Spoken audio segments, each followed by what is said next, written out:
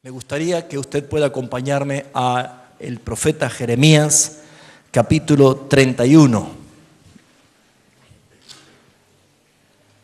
Jeremías, capítulo 31.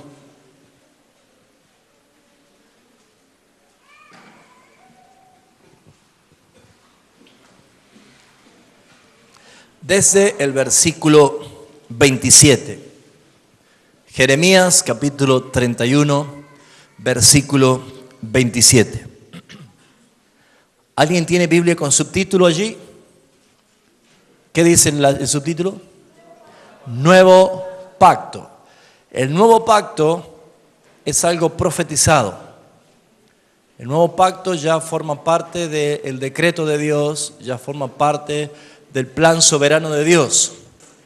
No sucedió o no inició un nuevo pacto en forma casual, porque los fariseos no quisieron escuchar a Jesús y lo mataron y no. Nuestro Dios no es un Dios improvisado, nuestro Dios es un Dios de decretos eternos, de soberanía absoluta, y nada sucede por casualidad, nada sucede de una manera improvista. Por lo tanto, vamos a ver cómo el profeta Jeremías ya anunció un nuevo pacto, aún estando en el viejo pacto. En esta noche quiero resaltar la importancia de que nuestro evangelio sea bíblico 100%. Porque cuando alguien sale del contexto original del evangelio establecido por nuestro Dios, sufre consecuencias y alteraciones. Cuando hablamos de nuevo pacto, ya está anunciado aquí el Evangelio. El Evangelio es una buena noticia. Noticias buenas de parte de Dios. Y por esa razón es que casi 1500 años, e incluso desde el mismo Edén, cuando Dios anunció profecía sobre lo que iba a ser la simiente de la mujer, de aplastar la cabeza a la simiente de la serpiente, Dios siempre ha sostenido el mensaje de la esperanza, el mensaje del propósito eterno. En estos tipos de festividades paganas religiosas, muchos han olvidado o no tienen en cuenta o no pueden entender de qué se trata justamente vivir en pacto, vivir en el nuevo pacto.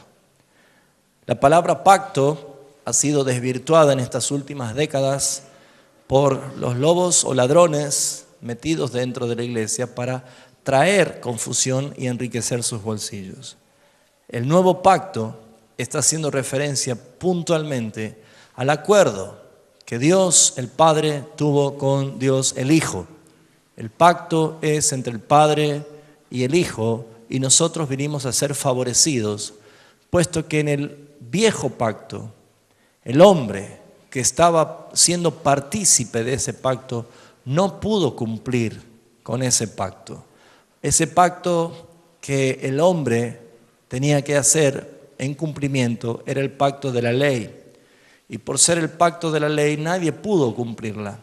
Y por esa razón es que vamos a ver nosotros que el pacto que es nuevo para los hombres es el pacto que Dios ratificó en Cristo Jesús, el pacto que Él había hecho con Abraham, el pacto de la fe, el pacto de la gracia, el pacto de su justicia.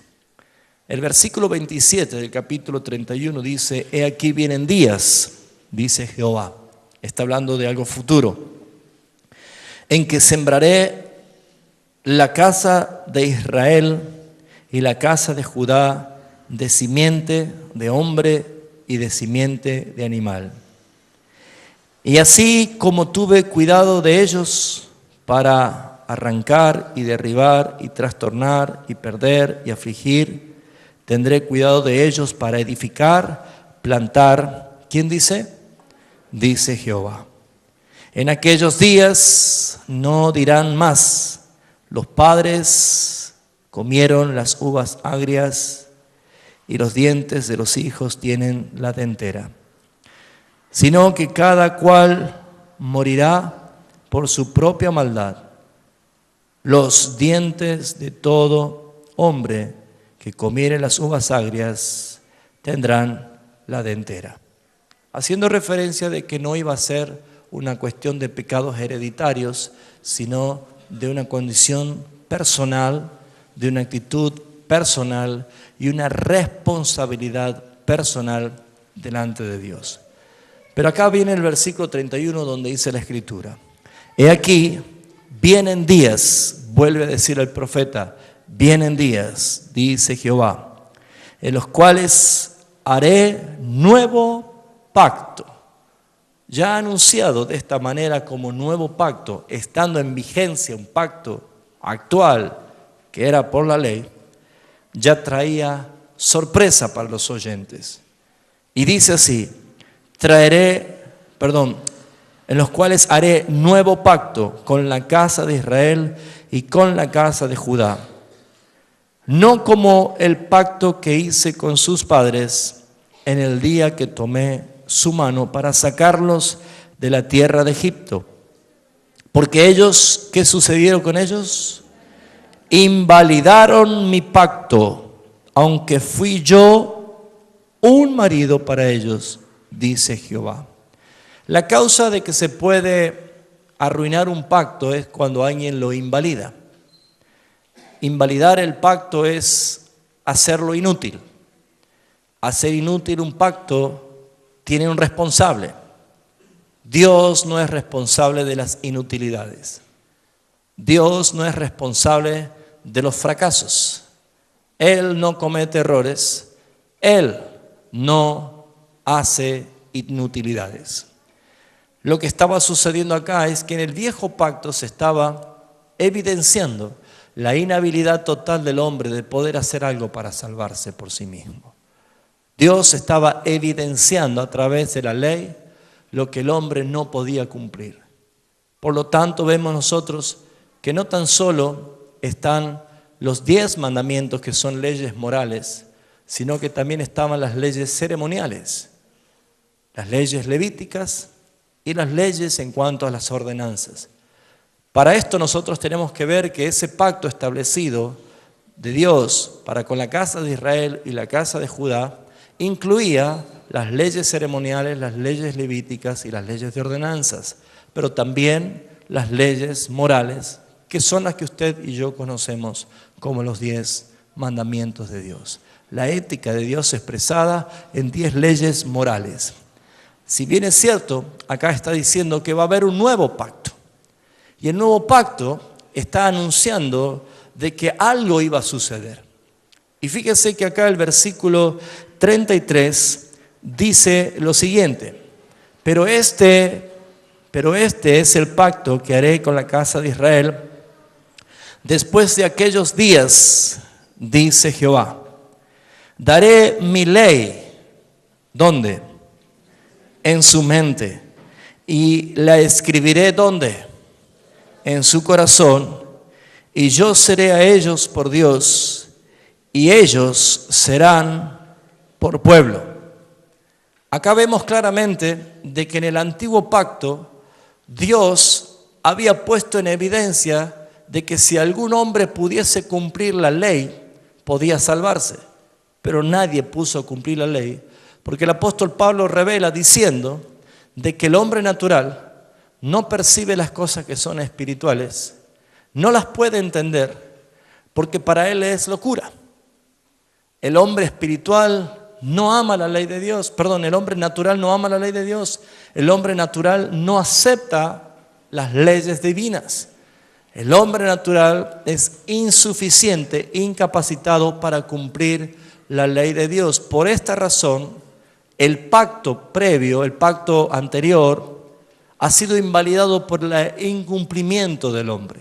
No es Dios el que fracasó, sino que el hombre no pudo cumplir la ley. Pero esta vez vemos nosotros de que el anuncio de un nuevo pacto ya está haciendo referencia de que los que entren en ese pacto de relación, de redención con Dios, iban a poder cumplir Sus leyes, porque sus leyes estarán escritas en sus corazones y en sus pensamientos. Por esta razón, vamos a ver nosotros de que la anunciación de la salvación que Dios está trayendo en el nuevo pacto, ya no interviene el hombre, sino que es un pacto entre Dios y el Hijo de Dios, que es Dios mismo en su pluralidad. Nuestra salvación es una manifestación de la Trinidad de Dios, de la pluralidad de Dios. Pedro en su primera carta dice que fuimos escogidos según la presciencia de Dios, del conocimiento previo de Dios. Escogido desde antes de la fundación del mundo, dice el apóstol Pablo, en Efesios capítulo 1, versículos 3 y 4. Y también hace referencia el apóstol Pedro de que él escogió una nación santa para él. Una nación santa para él. Para poder entender esto, Jesús, en su oración que hace en Getsemaní, la oración intercesora conocida en Juan 17, él hace referencia al pacto que él tuvo con el Padre. Padre, la gloria que me diste, yo les he dado. La tarea que me diste, yo la he acabado.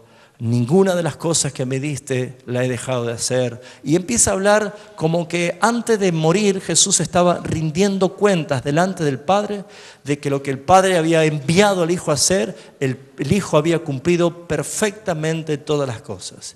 Y el último punto de ese pacto era la muerte expiatoria de Cristo a favor de aquellos que iban a ser salvados. Esta obra perfecta muchos no la entienden. Esta obra que es la redención consumada, que luego se transforma en la redención aplicada en aquellos que acuden a su llamado, muchos no lo entienden.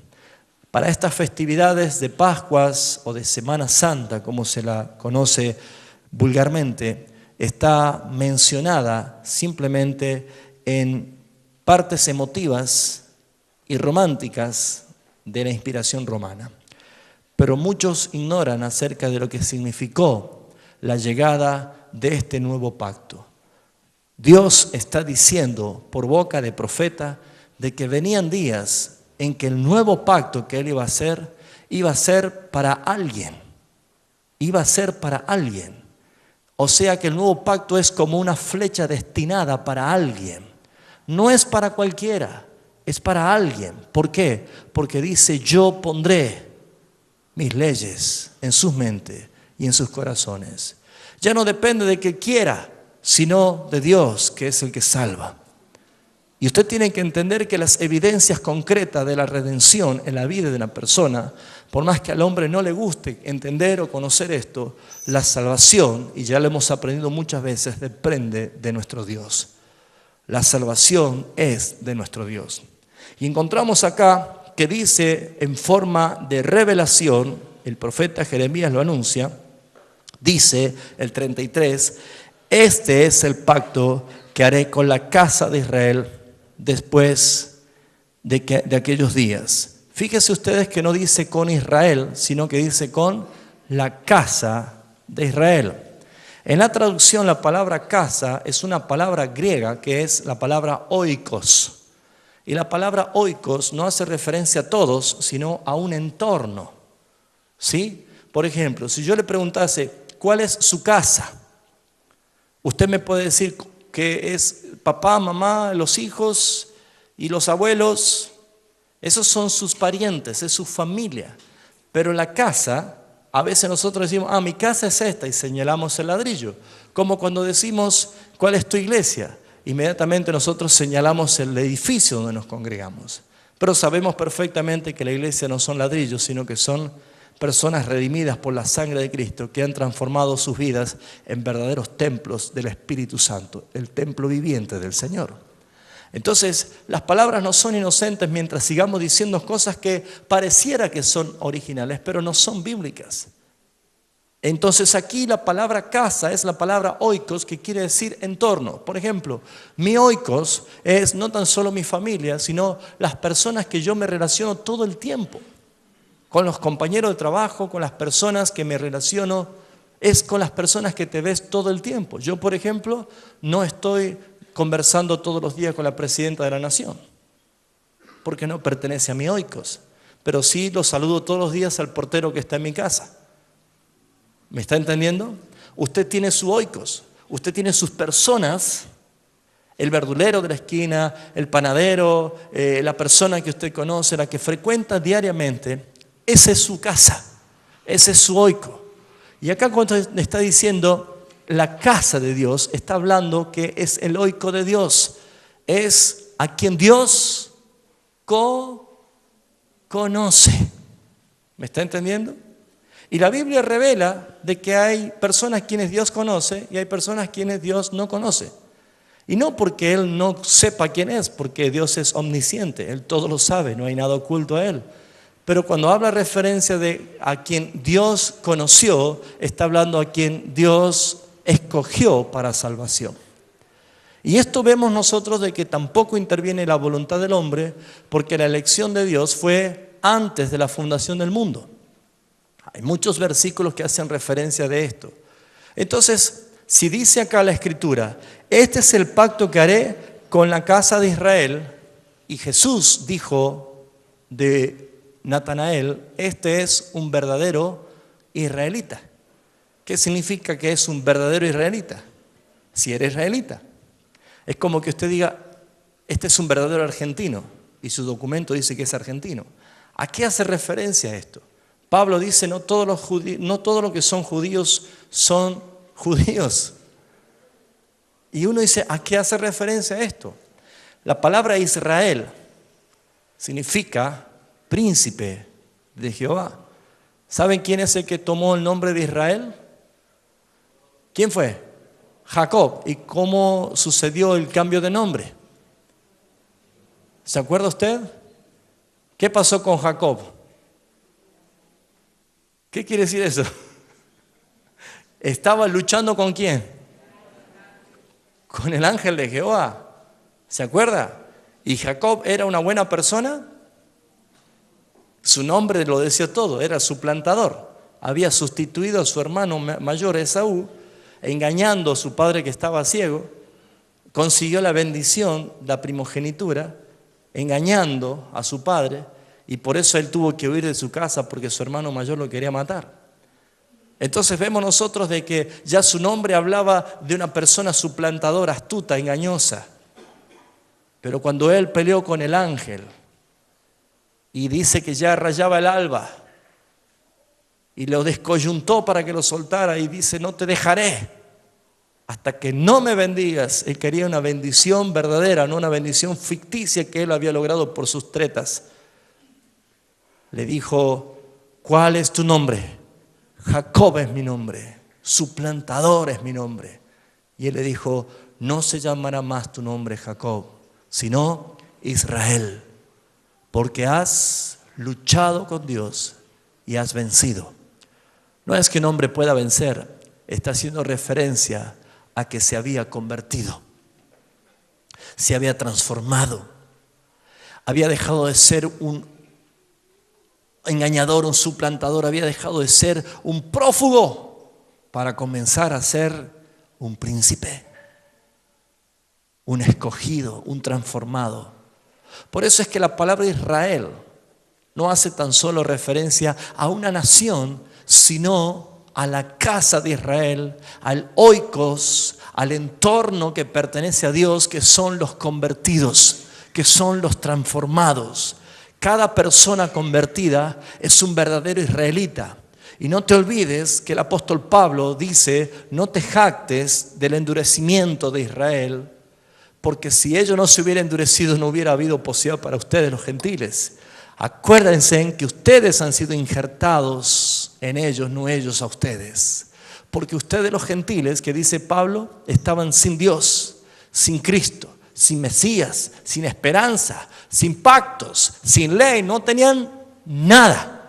Y por el endurecimiento de ellos, ustedes han venido a ser favorecidos. Por lo tanto, los verdaderos israelitas, la verdadera casa de Dios, el verdadero oikos de Dios, está compuesto por personas que han sido transformadas, regeneradas, convertidas. ¿Me está entendiendo?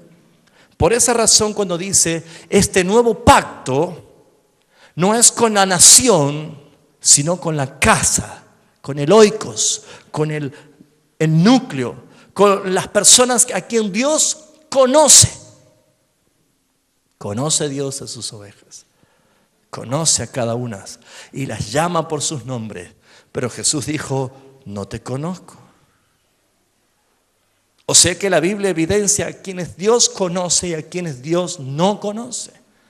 Porque el conocer es el acto de la elección eterna y soberana desde la eternidad, y la elección soberana de Dios se manifiesta puntualmente en el nuevo pacto. ¿Quiénes son los que van a ser beneficiados por el nuevo pacto? El oikos de Dios. Las personas a quien Dios ha determinado. ¿Por qué? Porque es imposible que la sangre del Cordero sea tenida por inmunda. Porque si Cristo murió, debería ser efectiva sobre toda la humanidad. Sin embargo, conocemos sobradamente que hay muchas personas que han muerto en sus delitos y pecados.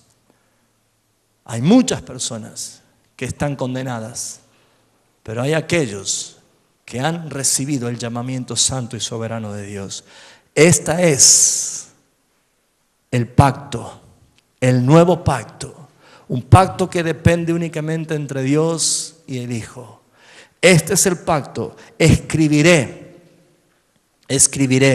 daré mis leyes en su mente y las escribiré en su corazón y yo seré a ellos. ¿Dice a ellos o dice a todos? A ellos. Está hablando de su oikos, está hablando de quien Él conoce. Porque a los que antes conoció, dice la Escritura, a estos los predestinó. Y a los que predestinó, a estos los llamó. Y conoce perfectamente, amados hermanos, de que la evidencia bíblica está diciendo de que la efectividad de la muerte de Cristo, y si tuviéramos que trasladar desde esta profecía del nuevo pacto, por la llegada y el cumplimiento del nuevo pacto en la muerte expiatoria de Cristo, y luego vista en la historia del cristianismo, usted se va a dar cuenta que en el mundo como el de hoy, en pleno siglo XXI, hay gente que tiene marcado el calendario Semana Santa, pero para irse de vacaciones a la costa, a las montañas o a cualquier lugar. No tienen idea de lo que se trata.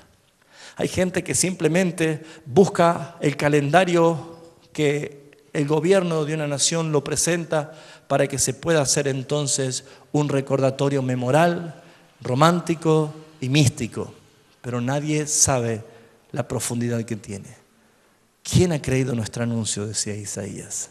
¿Sobre quién se ha manifestado el brazo de Jehová? ¿Saben cuál es la responsabilidad de la iglesia? Que cada vez que nosotros entramos en relación de intimidad con el Señor, recordamos en Cristo Jesús, a través de la mesa del Señor, el pan y el vino, que es el nuevo pacto. Y el nuevo pacto lo participa aquellas personas que en verdad lo hacen en memoria de Él. ¿Me está entendiendo? Por esa razón es que usted se va a dar cuenta de que necesitamos aprender y necesitamos conocer perfectamente la vida de la iglesia. La vida de la institución es fácil conocerla. Usted va a un lugar, dice que se quiere congregar, al poco tiempo le hacen una ficha, una planilla, le dan un número de miembros, le dan unos cuantos estudios bíblicos y luego a usted lo hacen participar de actividades. Si usted más tarde comete un error o manifiesta un pecado y lleva a ser disciplinado, esa persona dice, no, yo no acepto disciplina, me voy a otra iglesia.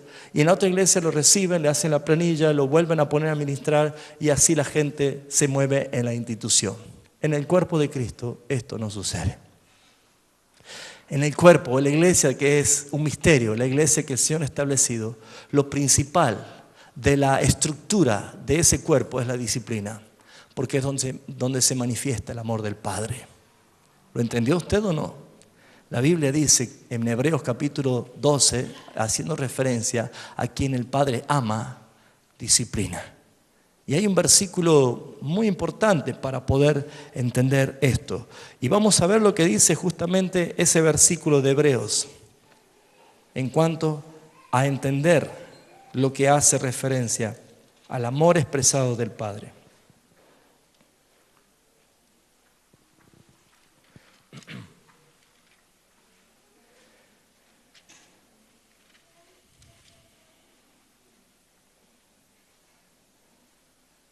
Hebreos capítulo 12.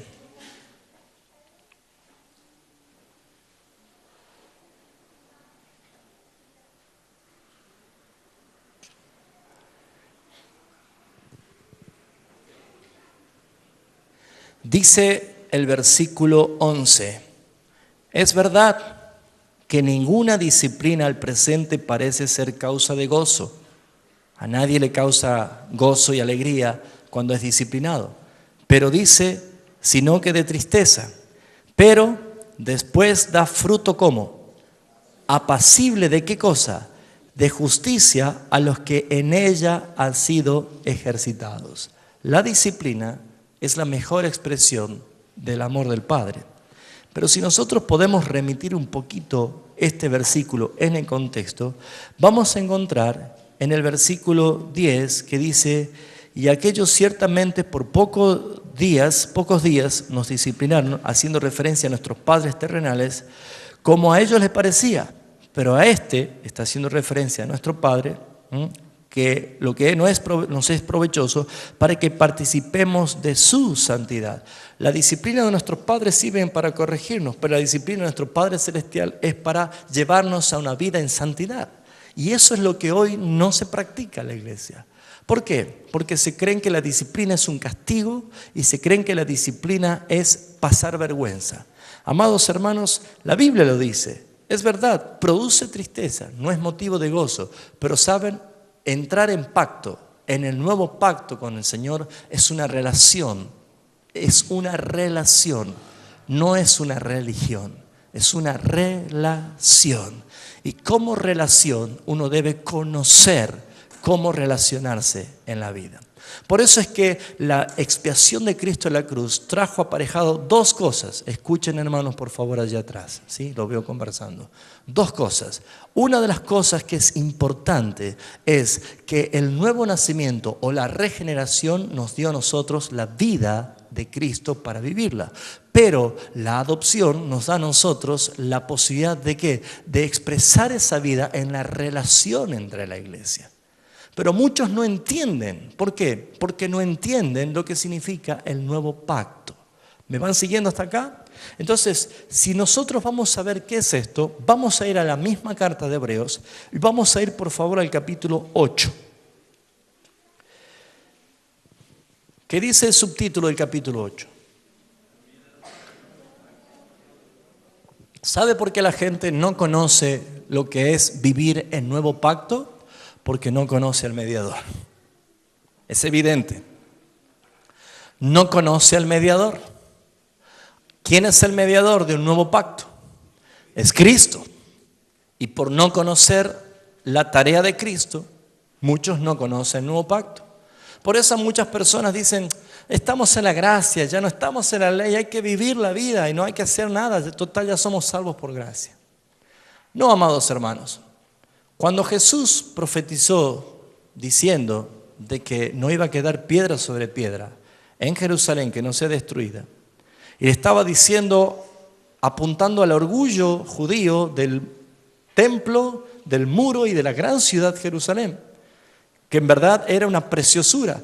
Era un templo creado por Herodes donde se manifestaba una belleza impresionante. Dice que al amanecer, cuando el sol comenzaba a brillar, desde lejos, kilómetros, se veía una luz resplandeciente. Era la cúpula dorada de oro, llena de láminas de oro que tenía el templo que Herodes había hecho.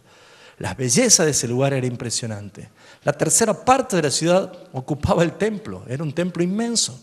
Y por esa razón es que ellos consideran que ese era su lugar más seguro de cualquier ataque. Jesús dijo, el día que ustedes vean la ciudad sitiada, huyan a los montes, no entren al templo, porque no quedará piedra sobre piedra. Y 70 años después, cuando llegó Tito, el hijo del emperador Vespasiano, sitió toda Jerusalén, comenzó a faltarle de comer. Los que habían escuchado y los que habían creído al Señor huyeron a los montes, son los que se salvaron. Ese era su oikos, era su casa. Judíos que habían creído en Él estaban ya en el monte, pero gran cantidad de judíos, israelitas, que no habían creído en Él, fueron a esconderse en Jerusalén, dentro de sus muros. Y el historiador Flavio Josefo dice que fue terrible la matanza, que no había lugar donde poner una cruz para crucificar judíos. Y era tal el hambre que dice que era literal, que la gente se comía hasta los bebés. Por eso Jesús decía, ay de las que estén encintas en aquel día. Se comían hasta los hijos. Era terrible lo que sucedió. Pero lo más terrible que sucedió, ¿sabe qué pasó? Miren lo que pasó. En Hebreos capítulo 8, dice, ahora bien, el punto principal, y acá resalta un punto principal, quiere decir que es de suma importancia. El punto principal de lo que venimos diciendo es que tenemos tal sumo sacerdote, el cual se sentó a la diestra del trono de la majestad en los cielos, hablando de Cristo el glorificado, nuestro sumo sacerdote, ministro del santuario, del aquel verdadero tabernáculo que levantó el Señor y no el hombre. Está hablando de un tabernáculo especial que es espiritual. Y dice, porque todo sumo sacerdote está constituido para ofrecer ofrendas y sacrificios, por los cuales es necesario que también éste tenga algo que ofrecer. Si no traían el pueblo los corderos, las palomas para el sacrificio, el sumo sacerdote no iba a tener nada que ofrecer, porque ellos estaban puestos a favor del pueblo para ofrecer sacrificios.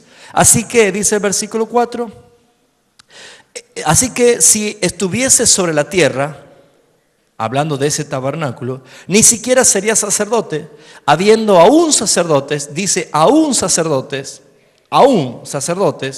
se practicaba todavía el rito religioso, dice habiendo aún sacerdotes que presentan ofrendas según la ley. ¿Están acá o se fueron? ¿Sí? No se distraiga, hermanos, ¿sí? Aún la ley, los cuales sirven a lo que es figura y sombra de las cosas celestiales. ¿Por qué evidencia que todo esto es figura y sombra? ¿Usted alguna vez abrazó a una sombra o abrazó a una persona que reflejaba la sombra? Bueno, es mejor abrazar el modelo original, ¿no es cierto?, que la sombra. Uno no puede abrazar la sombra. Bueno, dice la Escritura que todo lo que sucedía, el tabernáculo, el rito del sacrificio, el altar del sacrificio, todo lo que sucedía, eso era figura y sombra de había un paralelo espiritual. Era nada más y nada menos que el tabernáculo celestial de donde Cristo es el sumo sacerdote. ¿Se entiende? Vuelvo a repetir. Él estaba diciendo que todas las ordenanzas, los ritos, los sacrificios, toda la devoción, todo lo que sucedía, incluso cómo estaba hecho y ordenado el tabernáculo que Dios le había ordenado a Moisés, era figura y sombra. ¿Usted ve una sombra? ¿Dónde tengo una sombra? Acá tengo una sombra. Esto es sombra de mí, pero yo soy el modelo original. Eso es una sombra. ¿Sí o no? Bueno, él dijo, todo eso es figura y sombra de las cosas celestiales. Esto es un principio. No hay nada natural, sino es que hay algo espiritual. Y lo natural es simplemente figura y sombra de las cosas celestiales. ¿Se entiende hasta acá? Por eso dice la Escritura que ese nuevo pacto, ese antiguo pacto donde las ordenanzas y los sacrificios se manifestaban con ritualismo, según la ley, los cuales sirven a lo que es figura y sombra de las cosas celestiales. Por eso Dios le advirtió a Moisés cuando iba a levantar el tabernáculo diciendo, mira, haz todas las cosas, ¿cómo? Dígalo fuerte, ¿cómo? Conforme al modelo. O sea que hay un modelo que Moisés vio en el monte y ese modelo era el diseño original de las cosas invisibles. ¿Me está entendiendo? Ese modelo original Dios le advirtió a Moisés y le dice, mira, haz todas las cosas conforme al modelo que se te ha mostrado en el monte. No tuvo Moisés oportunidad de improvisar, ni de añadir, ni de sugerir ningún detalle, porque Dios no lo iba a permitir, ni siquiera lo iba a escuchar. ¿Por qué? Porque Dios no necesita del hombre para ser quien es Él y para establecer su reino y para que sus planes se ejecuten. Por eso dice Daniel 4:35 que el hombre es considerado como nada y no hay quien detenga su mano y no hay quien le diga a Dios, ¿qué haces? Porque Él es soberano y está por sobre todas las cosas. Acá encontramos nosotros de que otra vez Moisés es advertido porque dice que todo lo que tenía que hacer es un modelo, un diseño de las cosas espirituales. Lo mismo sucede con nosotros. Cristo es el modelo espiritual de aquel hombre que agrada a Dios. Y dice el versículo 6, pero ahora tanto mejor ministerio es el suyo, hablando de Cristo como sumo sacerdote, cuanto es mediador de ¿qué? Ya no dice tan solo nuevo pacto, sino que dice de un mejor pacto. Un mejor pacto, establecido sobre mejores promesas. Porque si aquel primero hubiera sido sin defecto, ciertamente no hubiera procurado lugar para el segundo. Ahora, ¿quién arruinó el primer modelo del pacto? ¿Fue Dios? No, fue el hombre. ¿Por qué lo arruinó? ¿Por qué lo invalidó? ¿Por qué se hizo defectuoso? Porque no lo pudo cumplir. ¿Dios no sabía esto? Claro que sí lo sabía. ¿Por qué lo hizo? Para mostrar que el hombre no puede ni quiere poder llegar a salvarse. No puede, porque no hay quien busque a Dios, dice Pablo. No entiende, porque no hay quien entienda. No ama a Dios, ¿por qué? Porque ama más las tinieblas. Mientras más los llama, más lejos se van de mí. Entonces esos son textos bíblicos que hacen referencia de que el hombre natural aborrece a Dios. Por lo tanto vemos nosotros que Dios tiene el mismo sentimiento a quienes le aborrecen. También Dios aborrece al pecador. ¿Me está entendiendo? Así que el que Dios ama a todo el mundo no incluye a todo el mundo, sino que incluye a su oikos, a quienes Él conoce, a quienes Él determinó. Si no, encontraríamos una contradicción cuando dice que todos los días Dios está airado contra el pecador. Airado significa estar lleno de ira, y la ira no es compatible con el amor cuando se manifiesta en una persona. O se tiene ira o se manifiesta amor. Pero el motivo de la ira es el amor de Dios, porque Dios ama la santidad, por eso se llena de ira contra el pecado. Y en esa razón encontramos aquí puntualmente que la Escritura está diciendo de que este misterio de quién es nuestro sumo sacerdote, de quién es nuestro Señor, de lo que sucedió verdaderamente, el mundo hoy no se da cuenta. No basta con no comer carne, no basta con rayar un par de choclos en Semana Santa, no basta con poner música sacra en el día de mañana, que es el viernes de muerte, que hay que hacer un velorio. No se trata de eso, amados hermanos. La profundidad de esta verdad es muy inalcanzable para el hombre impío. Es muy inalcanzable para el hombre natural. Por eso es que cuando Jesús levantó la copa, dijo: esta es la copa del nuevo pacto en mi sangre, que por muchos, no dice por todos, que por muchos es derramada. Habla de su oikos, habla de quién es Él. El Padre recibió de Él, Dios le dio a Jesús y el Padre le permitió que lleguen a Jesús. Y Cristo dijo: a los que me has dado, Padre, ninguno se perdió. Y Jesús dice: nadie puede llegar al Padre sino por mí, porque Dios le ha concedido al Hijo un pueblo santo. Y usted y yo pertenecemos a este nuevo pacto, donde no fue ni voluntad tuya, ni tuya, ni tuya, ni mía llegar a ser salvo. Esto fue un acuerdo legal, un pacto legal desde la eternidad entre el Padre y el Hijo.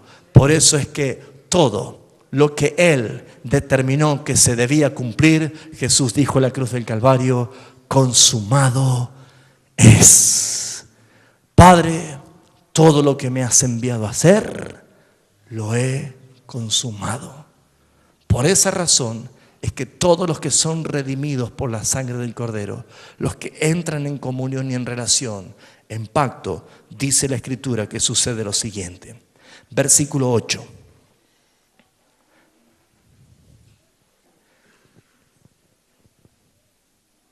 Porque reprendiéndolos, dice, y está citando la profecía de Jeremías: he aquí vienen días, dice el Señor, en que haré con la casa de Israel y con la casa de Judá un nuevo pacto. Nunca se olvide de la palabra casa. oikos, conocidos de Dios. No como el pacto que hice con sus padres. No tiene nada que ver con ese pacto. El día en que los tomé de la mano para sacarlos de tierra de Egipto, porque ellos, ¿qué dice que sucedió? No permanecieron en mi pacto. Ese pacto con responsabilidad humana fue inutilizado porque ellos no permanecieron.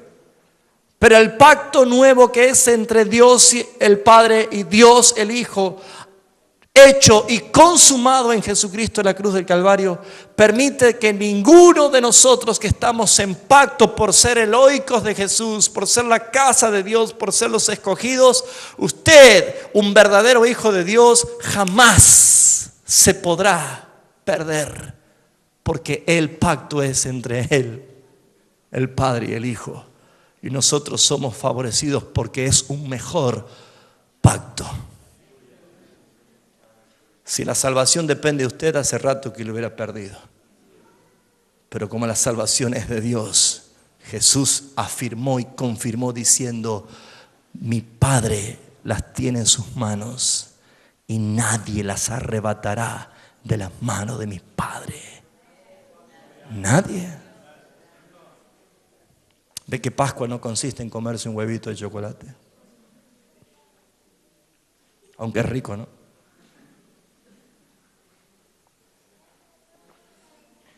¿Cuántos están siendo bendecidos?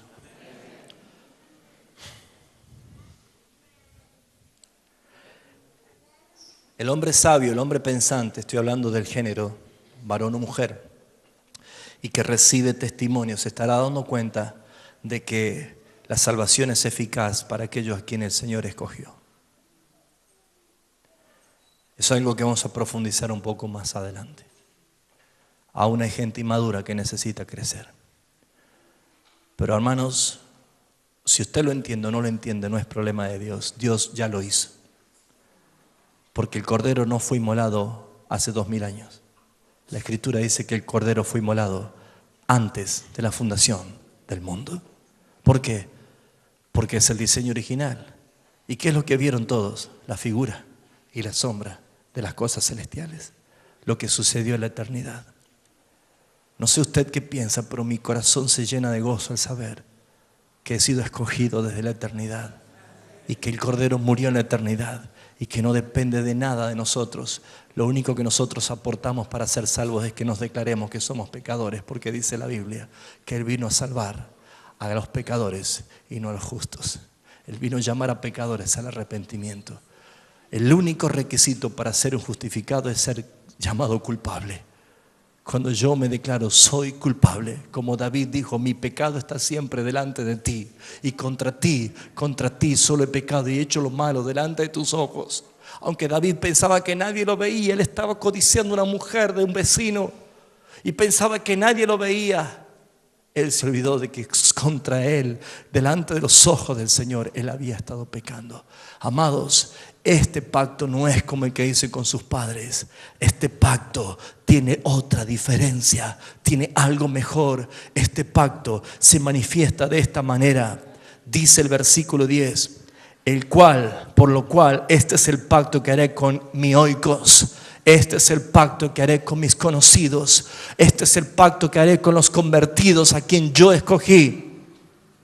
Después de aquellos días, dice el Señor. ¿Cuáles son esos días? Días de cumplimiento. ¿Cuáles son los días de cumplimiento? Lo que Dios reveló desde un principio al pueblo de Israel, que no lo podía ver por el velo de la ley que tenía. El mismo día que Jesús murió fue el mismo día que Él estableció Pascuas. El mismo día que Jesús fue sepultado fue el mismo día que los panes sin levadura entraban al horno. El mismo día que Jesús resucitó 3 días después fue el mismo día en que la fiesta de las primicias se consagraban al Señor. Y Cristo, como la primicia de los resucitados, fue a presentarse delante del Padre con todos los que habían resucitado con Él. Porque así dice la Escritura, que el sepulcro de muchos se abrieron cuando la piedra de Cristo tembló el suelo, se rasgó el velo y muchos de los que estaban en sepulcro resucitaron. Esos fueron primicias que Cristo llevó al Padre, la nube de testigos de los resucitados, Abraham, Moisés y todo lo que estaban esperando el momento del cumplimiento del pacto, fueron llevados como primicias delante del Señor. Esa nube de testigos que usted lee en Hebreos 11, y usted dice, ¿quiénes son? Allí lo dice. Hombres y mujeres que entregaron sus vidas por la causa de Cristo, aún sin conocerle. Aserrados, comidos por leones, prendidos fuegos, decapitados, perseguidos. Una cantidad de personas que murieron cuando Cristo dijo, consumado es. Padre, en tus manos encomiendo mi espíritu. Y cuando la ira del Padre vino sobre él, cuando la paga del pecado vino sobre él, con la muerte, Cristo murió. Y al morir, él mató a la muerte porque resucitaron muchos. Y cuando resucitaron, aleluya, dice Mateo que muchos lo vieron. Muchos vieron a los muertos que habían resucitado. Por eso es que para el día de primicias, cuando Jesús resucita, María Magdalena lo reconoce y dice, maestro, dice, no me toques. No me toques porque aún no es subido a mi Padre. Y usted dirá, ¿cómo dice que no lo toques? Si horas más tarde le decía a Tomás, tócame acá, toca acá. ¿Cómo es esto? Jesús llevó primicias al Padre y halló gracia como el mediador de un nuevo pacto. Y entonces Él vino a darle las instrucciones finales. Permanezcan unánimes, permanezcan juntos en oración, permanezcan juntos en oración. ¿Por qué? Porque después de 50 días vendrá la promesa del Espíritu Santo de Dios. Y lo que Moisés, después de 50 días de Pentecostés, de Pascuas, después de 50 días, él subió al monte Sinaí a recibir la tabla escrita en piedras. Ahora, después de 50 días, mi Padre en el nuevo pacto ya no escribirá en piedras la ley, la escribirá en sus mentes y en sus corazones. Está hablando de oikos. No todo el mundo tiene la ley escrita en sus corazones y en sus mentes. Los únicos que tienen la ley de Dios, la ley, la soberanía, los estatutos santos, el decreto de Dios, su palabra escrita en su corazón y en su mente, son los que han sido redimidos por la sangre del Cordero. Por eso dice la Escritura, este es el pacto que haré con la casa de Israel después de aquellos días, dice el Señor. ¿Pondrás mis leyes en tu mente? Dice. ¿Pondrás mis leyes en tu mente? Dice. No, lea bien. Dice, pondré. Las acciones de Dios ya no es del hombre. Pondré mis leyes en la mente de ellos. No dice de todos, dice de ellos. ¿Me está entendiendo? Y sobre su corazón las escribiré y seré a todos por Dios, dice, y seré a ellos su oikos. ¿Cuánto están entendiendo? ¿Cuánto dan gracias al Señor? ¿Cuántos pueden bendecir su nombre? Fuiste escogido por el Señor, tenés su palabra escrita en tu corazón y en tu mente. Por eso dice el apóstol Pablo que la fe viene por el oír y el oír por la palabra de Dios. No dice el oír la palabra de Dios, sino que viene la fe por el oír y el oír por la palabra de Dios. ¿Quiénes son los que pueden alcanzar la fe? Los que tienen la palabra escrita en sus corazones. ¿Cuándo lo hizo el Señor? Desde la eternidad. Solamente que la redención consumada un día se tenía que aplicar a tu vida. Y cuando se aplica a tu vida entonces renace. Tu vida entiende, tu vida valora. Y dice la Escritura, y ellos serán a mí por pueblo. Pregunta, ¿Pedro dijo o no dijo que somos un pueblo santo, una nación escogida, un real sacerdocio? Cuando Pedro habla de un pueblo santo, ¿habla de todos los habitantes del mundo? No, habla del oikos de Dios. ¿Cuánto están entendiendo esta verdad? Y ninguno enseñará a su prójimo, ni ninguno a su hermano diciendo, conoce al Señor, porque los que están en pacto con el Señor, el nuevo pacto que dice que sucederá, porque todos me conocerán. Él es el verbo, Él es la palabra, desde el menor hasta el mayor. Y seré propicio a sus injusticias, y nunca más me acordaré de sus pecados y de sus iniquidades. Y al decir nuevo pacto, ha dado por viejo al primero. Y lo que se da por viejo y se envejece está próximo a desaparecer. ¿Qué quiere decir esto? ¿Cuándo se cumplió esto? Perfectamente en el año 70 después de Cristo, cuando Tito invade Jerusalén. Roma termina aniquilando, destruyendo el muro, destruyendo el templo, destruyendo y matando a cuantos judíos habían en ese momento. ¿Y saben lo que sucedió? Desde ese día 70 después de Cristo hasta el día de la fecha, nunca más se volvió a sacrificar ni a ofrecer tarea sacerdotal y levítica porque no tienen templo. Por lo tanto, la ley ceremonial, la ley religiosa, la ley de ordenanzas no ha quedado abolida, la cumplió Cristo, porque Él agradó al Padre para que no quedase inconcluso. Pero ya no es una práctica que el hombre tiene que tenerla. Lo único que usted tiene que entender es que la ley de Dios, que es la ley del Espíritu, está escrita en tus corazones. Y esos 10 mandamientos, que es la ley moral, no han cambiado. Por eso sigue diciendo el apóstol Pablo, haciendo referencia a la ley, que los adúlteros no entrarán al reino de los cielos, ni los fornicarios, ni los hechiceros, ni los avaros, ni los afeminados, ni los que se echan con varones, ni los parricidas, ni matricidas, ni homicidas, ni profanos, ni idólatras. Está haciendo referencia de que hay quienes serán excluidos. Y la evidencia más clara es que al lado tenía uno que fue condenado y al lado tenía otro que fue salvado. La Escritura no se contradice.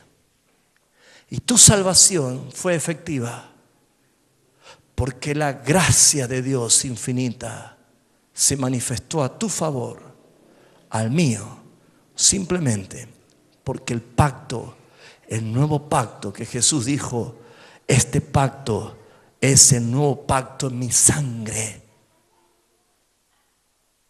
Bebed de ellas todos en memoria de mí.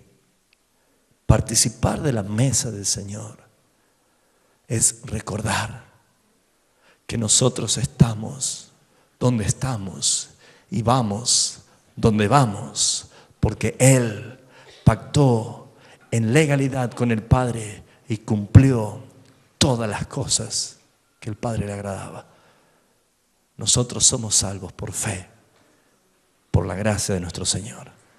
Y no hay mérito alguno que nosotros hayamos hecho. Por eso, amados hermanos, voy concluyendo la enseñanza.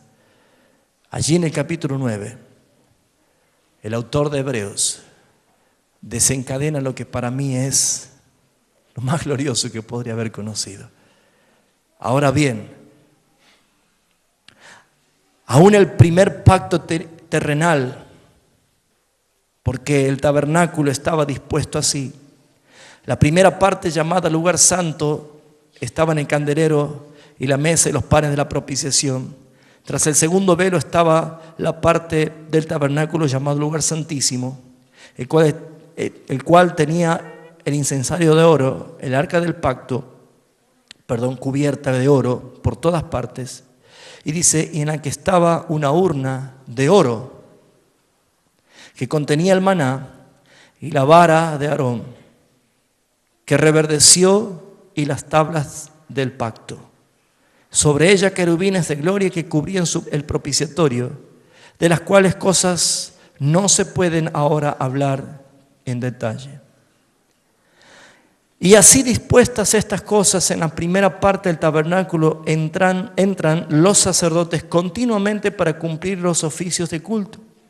Pero en la segunda parte solo el sumo sacerdote una vez por año, no sin sangre, el cual ofrece por sí mismo y por los pecados de ignorancia del pueblo, dando el Espíritu Santo a entender con esto que aún no se había manifestado el camino al lugar santísimo, entre tanto que la primera parte del tabernáculo estuviese en pie, lo cual es símbolo para el tiempo presente, según el cual se presentan ofrendas y sacrificios que no pueden hacer perfecto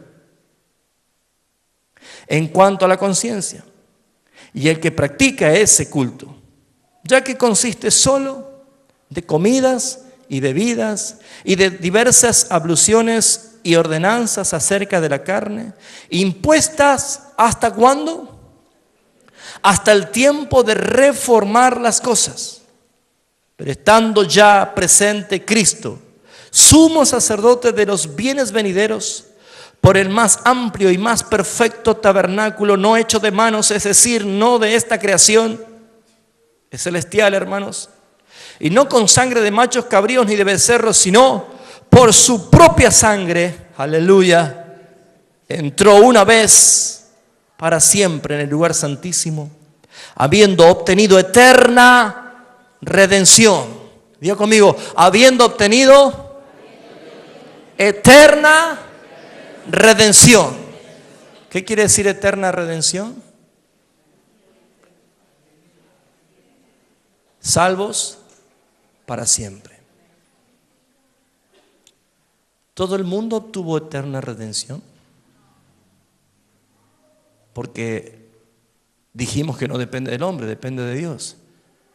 Y si Dios obtuvo en Cristo eterna redención, y si fuera para toda la humanidad, ¿quiere decir que Cristo ha fracasado? Porque hay muchas personas que se están yendo al infierno. ¿Quiénes son los que han sido receptores de la eterna redención? Eloicos, los conocidos, a quienes el Padre determinó. Y por esa razón, hermanos míos, eterna redención hace referencia a lo que Cristo hizo, presentándose una sola vez y para siempre. Bendito sea tu nombre, Señor. ¿Qué versículo estamos? Porque si la sangre de los toros y de los machos cabríos y de las cenizas de la becerra rociadas a los inmundos santifican para la purificación de la carne, ¿cuánto más la sangre de Cristo, el cual mediante el Espíritu eterno se ofreció a sí mismo sin mancha a Dios, limpiará vuestras conciencias de obras muertas para que sirváis al Dios vivo? Así que por eso es mediador de un nuevo pacto. Cristo nunca podría ser mediador de ese pacto que era inútil porque el hombre no podía cumplirlo. Cristo no tan solo es el Cordero de la expiación, sino que ahora es el mediador, porque Él mismo fue delante del Padre diciendo: Padre, aquí está la sangre, aquí está, soy el Cordero de la expiación. Presentó la sangre sobre el propiciatorio y por esa razón, hermanos, tenemos este mediador. Bendito seas tú, Señor. Así que por eso es mediador de un nuevo pacto, para que interviniendo la muerte para la remisión de las transgresiones que había bajo el primer pacto,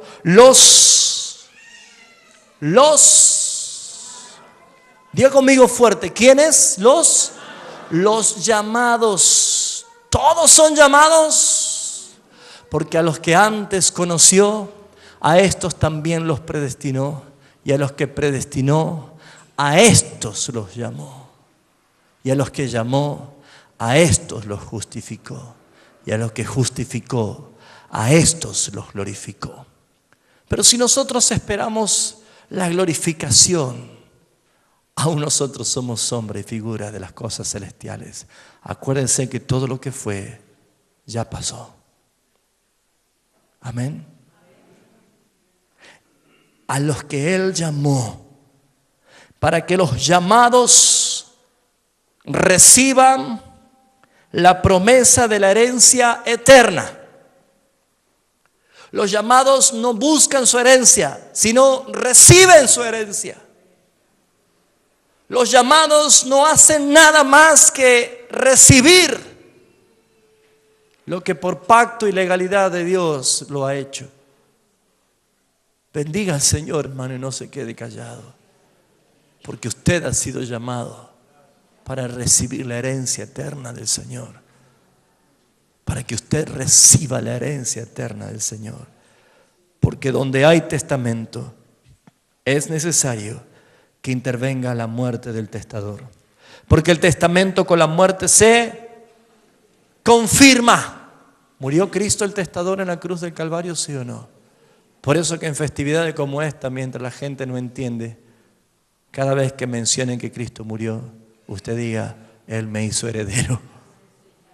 Él me hizo heredero, siendo pobre. Bienaventurados los pobres en espíritu, porque de ellos es el reino de los cielos. Bienaventurados. Gracias, Señor. Gracias por tu sacrificio en la cruz, Señor. Él nos hizo herederos por su muerte. Y dice el versículo 17, porque el testamento con la muerte se confirma no es válido entre tanto que el testador vive. De donde ni aún el primer pacto fue instituido sin sangre. Porque habiendo anunciado Moisés todos los mandamientos de la ley a todo el pueblo, tomó la sangre de los becerros y de los machos cabríos con agua, lana escarlata y hisopo, y roció él mismo libro y también todo el pueblo, diciendo: esta es la sangre del pacto de Dios, os ha mandado. Y además de esto, roció también con la sangre del tabernáculo y todos los vasos del ministerio. Y casi todo es purificado según la ley con sangre, y sin derramamiento de sangre no se hace remisión. Cristo es el Cordero que derramó su sangre y tu vida fue redimida, rescatada, fue comprada, fue pagado en alto precio, hermanos. Ese es el espíritu que debe reinar en tu vida cada vez que recuerdes que tu Salvador murió en la cruz del Calvario para darte a ti la vida. Que el Padre satisfizo su ira a causa del pecado, castigando de muerte a su propio Hijo para darte vida a ti. En eso consiste el ser agradecido por el Señor. Todas estas cosas y todas las demás cosas son cosas terrenales. Por eso Jesús dijo: cada vez que bebas de la copa y cada vez que comas del pan, la muerte del Señor anuncias. La muerte del Señor anuncias. Dios murió en Cristo Jesús y Dios resucitó al Hijo por el Espíritu de vida. Ese mismo Espíritu que levantó a Cristo de los muertos es el Espíritu que te vivificó a vos, hermano, el día que Él te llamó. Por eso, hermano, si usted dice que no sabe cuándo está pecando, es porque usted no tiene la ley de Dios en su corazón y en su mente. Toda persona que aún no ha sido glorificada sabe perfectamente que la palabra de Dios y el testimonio del Espíritu te anuncia y te trae convicción de pecado, de justicia y de juicio, para que entiendas que todos nosotros necesitamos de la transformación, de la regeneración total, de la glorificación, que seamos hechos conforme a su gloria. ¿Por qué? Porque aún los que están en los cielos, esa nube de testigos, son almas, todavía no tienen un cuerpo glorificado. Y aún los que están en el Hades ardiendo tormentos eternos son almas, porque sus cuerpos están podridos en las sepulturas. Pero cuando venga Cristo, todo será transformado a su gloria. Y todos tendremos un cuerpo eterno, unos para la gloria y otros para la perdición. Pero todos están esperando ese día. Cristo dijo: volveré. Y creo que cada uno de nosotros debemos recordar: Maranatá, ven Señor Jesús. Tu iglesia, tu esposa te espera.